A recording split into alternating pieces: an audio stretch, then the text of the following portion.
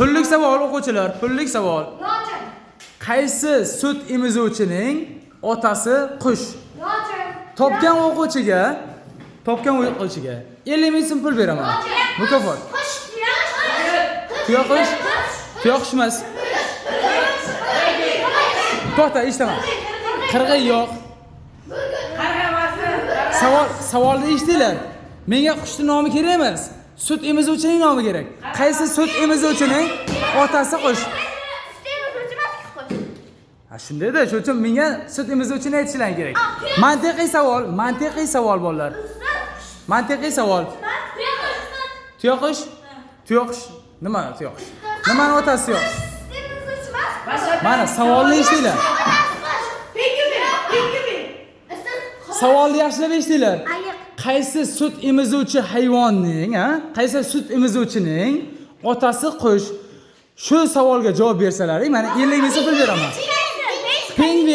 Pingvin nima? Pingvin sut emizuvchimi, qushmi? Nima qaysi? Yo'q. Ha? Qarg'a emas. Eshitaman. Chumchuq yo'q.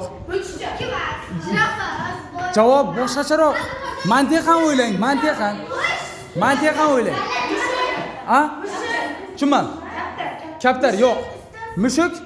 Mushukning otasi qushmi? Qaysi qush otasi mushukning?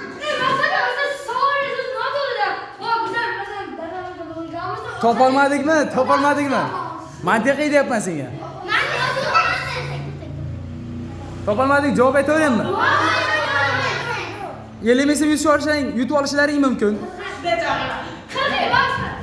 50 ming ketadi, javob aytaymi? O'ylaylar. Hop. Jib tur. Yetim bola, yetim hayvon bo'ladi. O'shani otasi kim bo'lar? Qush bo'ladi. Yo'q. Yo'q.